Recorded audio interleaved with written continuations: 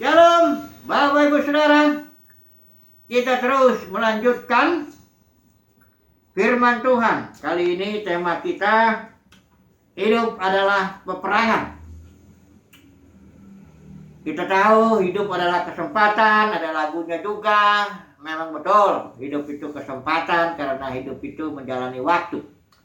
Yang pemahamannya kairos, ya, suatu kesempatan. Demikian juga kita sudah bahas hidup itu pertandingan. Karena Paulus bilang aku telah mengakhiri pertandingan yang baik. Jadi hidup adalah pertandingan. Kali ini kita mau masuk satu tema, hidup adalah peperangan. Ya, mengapa ini ya? Sebenarnya nggak banyak orang ingin perang, ya. Semua orang ingin damai. Tapi masalahnya, aku datang, kata Tuhan Yesus. Ya memang pelayanan kita pelayanan pendamaian, ya, mendamaikan orang-orang kepada Bapa. Bukan mendamaikan Bapa, ya, salah, jangan salah. Mendamaikan orang-orang yang melawan Bapa itu kepada Bapa melalui Yesus Kristus. Tapi Yesus juga bilang, aku datang bukan membawa damai, ya, karena dia datang membawa konflik. Nah, mari kita melihat dulu mengapa demikian ini, ya. Mari kita baca dulu beberapa bagian firman Tuhan. 1 Korintus 15 ayat 54. Saya akan bacakan dulu ini untuk kita semua. Dan sesudah yang dapat binasa ini mengenakan yang tidak dapat binasa, dan yang dapat mati ini mengenakan yang tidak dapat mati, maka akan genaplah firman Tuhan yang tertulis, maut telah ditelan dalam kemenangan, ya. Bagian lagi, satu lagi, 2 Korintus 5 ayat 4. Sebab selama masih diam di dalam kemah ini, kita mengeluh oleh beratnya tekanan. Karena kita mau mengenakan pakaian yang baru itu tanpa menanggalkan yang lama. Supaya yang fana itu ditelan oleh hidup. Di sini istilah hidup pakai istilah Yunani zoe, ya, artinya hidup Kristus, hidup yang dijalani oleh Bapa saat ini, ya. I am the life, kata Tuhan Yesus. Ya, hidup itu zoe. Kemudian satu lagi kita baca Roma pasal 6 ayat 23. Kita tahu ini sangat terkenal ini, upah dosa adalah maut, ya. Bukan neraka, kekal, apalagi. Nanti kita melihat itu tradisi telah merubah firman Tuhan. Tradisi neraka kekal ini udah banyak saya nulis, bahkan video istilah ion itu yang harusnya diterjemahkan berjaman-jaman itu diterjemahkan kekal. Saya udah bikin 4 video judulnya ion, kalau Bapak Ibu Saudara mau melihat itu. Tapi oke lah, saya singgung sedikit dulu. Dari mana doktrin neraka kekal ini datang, ya? Alkitab bilang upah dosa maut, tapi jadi dirubah. Upah dosa neraka kekal, begitu, ya. Jadi ini datangnya dari sini, mulai dari Bapak Gereja Agustinus, ya. Waktu itu dia melihat orang Kristen ini jadi nakal-nakal, ini sudah diatur ini. Udah dia bilang, karena kita dapat hidup kekal, ya, jadi siapa yang berontak bandel itu neraka kekal, dia bilang gitu. Tapi belum terkenal. Barulah ada seorang namanya Jerome tahun 380 Masehi. Dia menerjemahkan Alkitab ke dalam bahasa Latin. Ini Vulgate, ya. Inilah Alkitab resmi orang Katolik sampai saat ini. Jerome menerjemahkan istilah Latin itu eon, ya. Itu diterjemahkan harusnya berjaman, tapi dia terjemahkan menjadi kekal, ya. Itu bukan eon, ya, istilah bahasa Latinnya tuh saya lupa tuh. Tapi diterjemahkan oleh Jerome era. Oh ya, era itu harusnya diterjemahkan era, ya, ion itu. Tapi diterjemahkan bukan era, diterjemahkan eon oleh si Jerome, ya. Dari sinilah istilah eon itu di sinilah diterjemahkan Jerome bukan era, Tapi diterjemahkan yang membuat bahasa Inggrisnya itu eternal, ya. Auturnus. Jadi istilah Latin itu sebenarnya ini aion ini ya, atau olam, istilah Ibrani olam, aion itu Yunani. Itu diterjemahkan oleh Jerome menjadi aeternus, bahasa Latin. Ya. Harusnya dia terjemahkan era atau zaman. Tapi karena dia terjemahkan aeternus, maka dari sinilah kata bahasa Inggris eternal, kekal. Nah, karena terjemahan Jerome ini katakanlah yang paling populer dan memang ditetapkan oleh Gereja Roma, ini terjemahan resmi. Dan seluruh terjemahan bahasa Inggris mengikuti terjemahannya Latinnya atau Vulgate itu ya, si Jerome ini. Akibatnya seluruh terjemahan bahasa Inggris itu pakai istilah eternal. Nah, semua ini kita yang bahasa Indonesia ini, semua ini Alkitab, termasuk LAI, termasuk ILT ya, ada ILT itu. Itu juga pakai istilah kekal. Lahirlah pengajaran itu ya, 3 ya. Pertama Agustinus, Bapak Gereja. Kemudian si Jerome tahun 380 Masehi. Satu lagi ada Kaisar Justinian. Dia membuat buku code, peraturan-peraturan. Dia tetapkanlah bahwa upah dosa neraka kekal. Jadi 3 orang ini nih yang mengusulkan itu tuh. Pertama Bapak Gereja Agustinus, kedua Jerome yang menerjemahkan istilah aion itu atau olam dalam bahasa Ibrani itu menjadi aeternus. Dari situ semua air jadi eternal. Kemudian satu lagi Kaisar Justinian, ini abad 6 ini. Maka mulai dari saat itu Gereja Roma Katolik resmi menetapkan bahwa upah dosa adalah neraka kekal. Padahal Alkitab bilang, Roma pasal 6 ini jelas sekali. Upah dosa itu adalah maut. Maut ini adalah suatu jenis hidup. Lawannya daripada zoe itu. Jenis maut ini berasal dari pohon pengetahuan yang baik dan jahat ini. Pohon hidup. Ada 2 pohon di Taman Eden itu. Dua-duanya mewakili 2 jenis hidup. Maut itu gak ada hubungannya dengan kuburan ya. Banyak orang pikir maut kuburan. Bukan itu. Maut itu adalah 2 jenis hidup yang ada di Taman Eden itu disimbolkan oleh 2 pohon. Yang pertama pohon kehidupan, tentu yang melambangkan Kristus. Karena Yesus bilang gini, siapa yang makan aku memperoleh hidup. Ini dia, ya, Zoe. Ya. Yang kedua, pohon pengetahuan itu. Ini melambangkan maut. Dan iblis yang berkuasa. Surat Ibrani bilang, iblis berkuasa atas maut. Nah, jadi, ini mau coba dulu saya sedikit masuk dulu ke kitab Kejadian itu ya. Saya pernah suruh seorang mahasiswa, coba dulu kamu bikin studi kata. Di kitab Kejadian itu, kalau kamu pada hari kamu makan buah ini, kata Tuhan kan, kamu akan mati. Terjemahan bahasa Inggris itu mati doang. Banyak semua terjemahan bahasa Inggris juga mati aja, dead. Tapi ternyata, saya suruh mahasiswa, coba dulu kamu selidiki dulu. Kebetulan kan biar saya nanti tinggal nyocokin aja. Dia telitilah istilah Ibrani di situ adalah mut, tamut. Tidak boleh kalau mut itu hanya mati. Tamut. Jadi tidak boleh ini istilah ini dua ini diterjemahkan maut, atau mati, tidak boleh. Nah dia selidikilah bahwa terjemahannya haruslah pada waktu kamu makan itu kamu akan mati secara jenis hidup itu, kamu dapatkan jenis hidup yang namanya mati. Alkitab bilang itu yang disebut maut. Begitu kamu makan, kamu dapat jenis hidup maut. Yang kemudian setelah berjalannya waktu, engkau akan mati. Nah ini terjemahan bahasa Inggris ini yang ini bagus ini, yang literal translation ini. Dia bilang begini. For in the day of thine eating of it, dying thou dost die. Artinya dying you will die. Dying itu artinya maut. Ketika kau makan itu, kau dapat maut. Jenis hidup yang dikuasai iblis, kau dapat itu. Setelah itu berlangsunglah kematian tubuh. Proses ya. You will die. Engkau akan mati secara fisik. Itu sebabnya waktu Adam makan buah itu, enggak langsung dia mati secara fisik.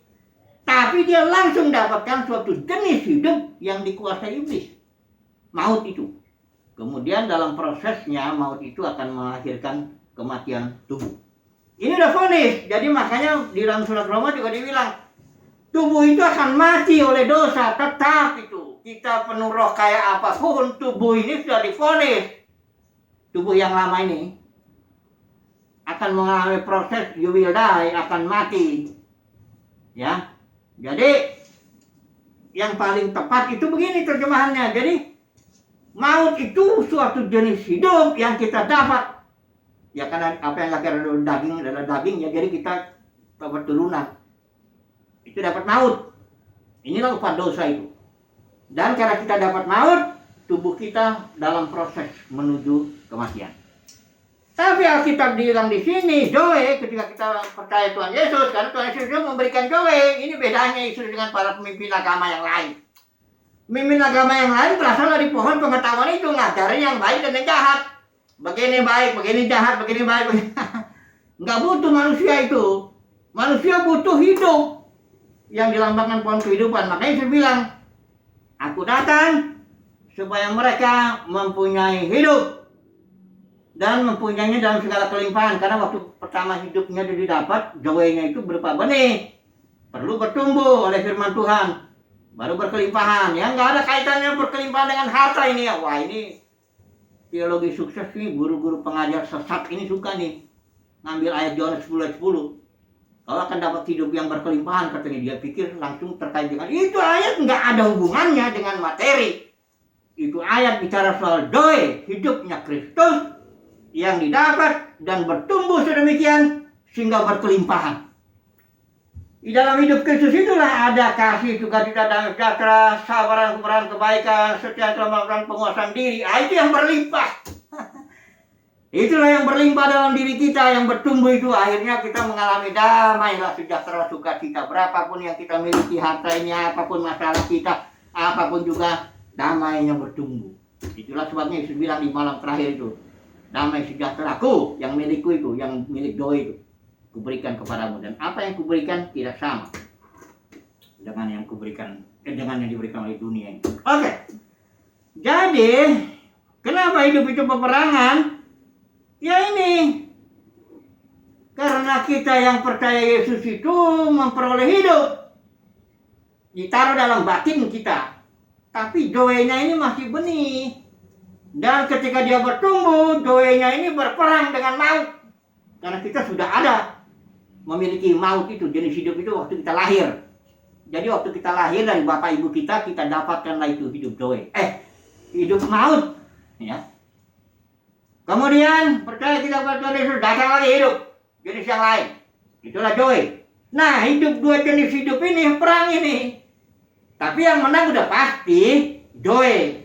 Karena kita sudah bilang hidup menelan maut. Proseslah, terjadilah proses dalam diri kita di mana hidup menelan maut. Maut tubuh ini pasti mati, ya, karena sudah divonis di kejadian itu. Tapi kalau hidup bertumbuh, maka damai, sejahtera, sukacita, semuanya kita bertumbuh lagi. Situlah bahagia itu.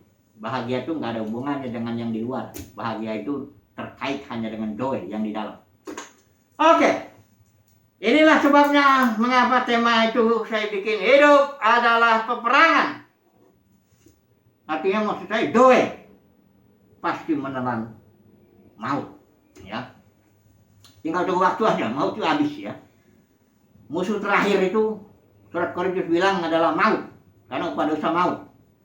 Ya, musuh terakhir maut, artinya nanti akhirnya maut itu ditelan. Habis, maka Bapa menjadi semua dalam semua. Gak ada manusia lagi yang bisa nggak diselamatkan, itu artinya neraka kekal. Ya hati-hati Bapak Saudara. Jangan ngajarin yang enggak. Jangan ngajarin apa yang dibilang tradisi dari gereja Roma, nggak bisa. Alkitab bilang upah dosa maut, dan maut akan ditelan oleh hidup. Ya, itulah peperangan ya, yang pasti dimenangkan oleh hidup itu.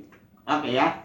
Jadi semua manusia akhirnya akan takluk ya oleh hidup itu. Jangan main-main nih. Mari kita lihat dulu rancangan Bapak ini. Ada 3 poin yang mau saya bagikan mengenai yang terkait dengan hidup adalah peperangan. Yang pertama, kita melihat rancangan Bapak sendiri, ya. Dalam Kejadian 1, 26, 28, nanti kita singgung sedikit aja ini.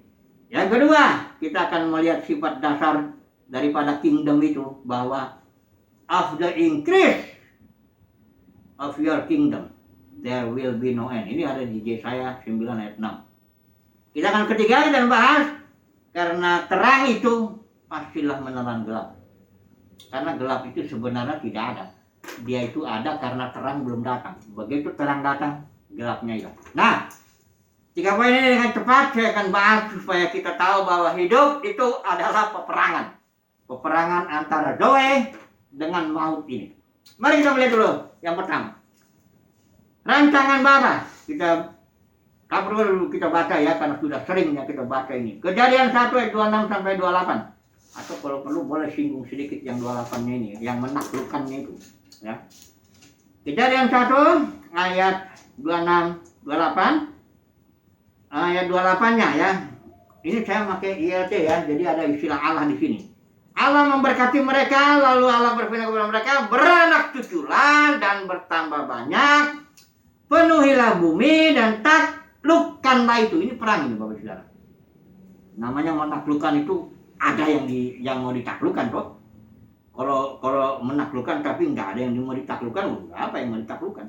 Karena di Taman Eden itu dan di bumi ini, ya Tuhan juga menciptakan binatang-binatang, ya, kerajaan kegelapan juga ada, ya, iblis roh jahat. Jadi itu ya, penuhilah bumi dan taklukkanlah itu. Berkuasalah atas ikan-ikan di laut, burung-burung di udara, dan atas segala binatang yang merayap di bumi. Ini binatang ini bisa, karena udah disebut di atas ini dibilang ikan-ikan di laut, burung-burung di udara, apa semuanya. Tentu yang binatang ini bisa diartikan binatang yang rohani juga, itu iblis itu. Iblis roh jahat juga dibilang binatang itu. Karena memang dia itu ular, itu binatang ya, disimbolkan di sini. Oke lah. Intinya memang rencana Bapa untuk manusia itu berperang.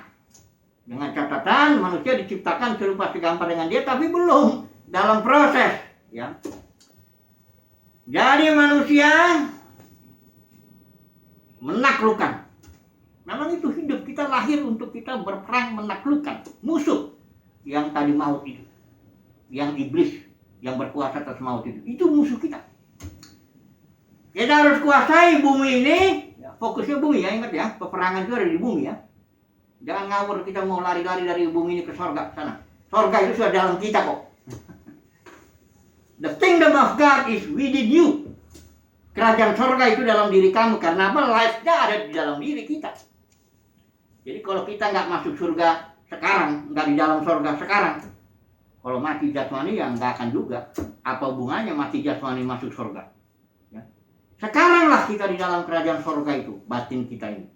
Dan dari sinilah kita berperang terus menghadirkan kerajaan sorga di bumi ini. Datanglah kerajaanmu. Artinya datang dari kondisi sorga, alam sorgawi, terekspresi di dalam bumi ini, menaklukkan ikan-ikan di laut apa semua. Hidup adalah peperangan karena apa? Karena rencana Bapa. Itulah dia rencananya. Saudara, saya tidak ada pilihan. Begitu lahir ke bumi ini, percaya sudah perang. Ada lagi jalan, ya. Ini nomor 1. Alasan kenapa kita hidup itu peperangan. Yang kedua, ini sifat dasar kingdom ya. Coba dulu kita baca ini Yesaya, mana dia ya, enggak usah lah gitu. Oh ya, nantilah. Pokoknya inilah ya, terjemahan itu ada di situ dulu. Terjemahan ILT-nya ini lebih tepat. Kalau kita lihat dulu coba terjemahan LAI ya, Yesaya 9 ayat 6. Yesaya 9 ayat 6. Nah ini juga memang terjemahannya agak jauh ini ya. Ayat 7 ya. Di sini dibilang besar kekuasaannya, ayat 6 ini ya. Dan damai sejahteranya tidak akan berkesudahan. Ini sebenarnya terjemahannya nggak begini nih. Of the increase of your kingdom and peace, kerajaan dan damai, there will be no end. Nggak ada akhirnya. Artinya, ketika kingdom of God itu ada di dalam kita, kingdom ini akan terus memperluas diri. Kingdom ini sifat dasarnya menaklukkan. Ya. Kerajaan surga itu kerajaan bentuknya dan itu menaklukkan. Ada banyak pengajaran-pengajaran katakan nanti kita di surga, nggak tahu surga jadi sebelah mana. Nanti kita nyanyi-nyanyi di situ nggak karu-karuan selama-lamanya, katanya nyembah. Saudaraku, ini orang ngajar nggak tahu apa-apa nih.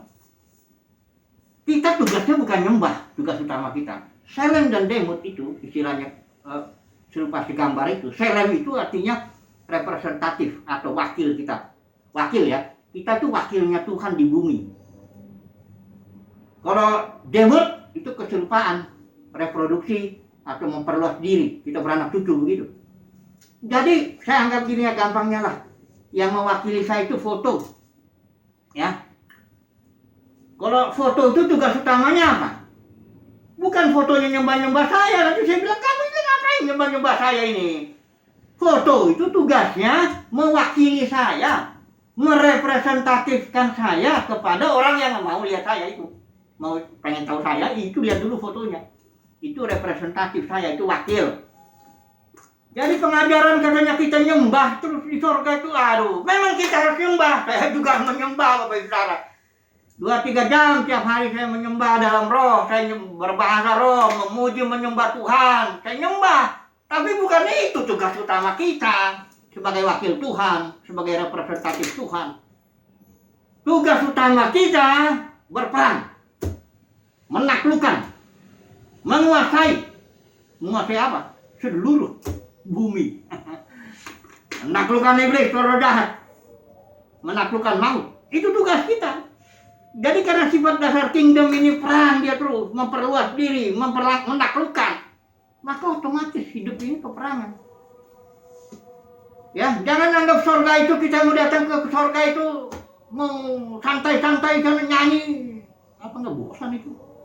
Kok ngajarin yang ngawur-ngawur aja? Ini waktunya untuk kita lihat firman Tuhan dulu lah, kitab ini lah. Apa peduli siapa dia, mentang-mentang mungkin barangkali senang nyanyi, jadi dia bilang lah hanya nyembah-nyembah itu aja.